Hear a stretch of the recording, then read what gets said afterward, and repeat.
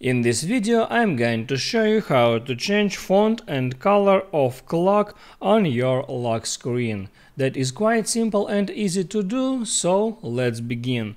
This feature works on iOS 16 and above, and all you have to do is hold down at the free space on your lock screen to open up this edit mode, and here hit on customize.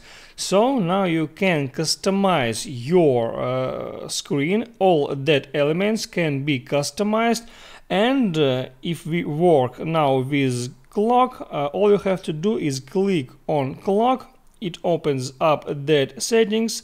There you can change the font of your clock. I like that one or that one, and also there you can change the color of your clock.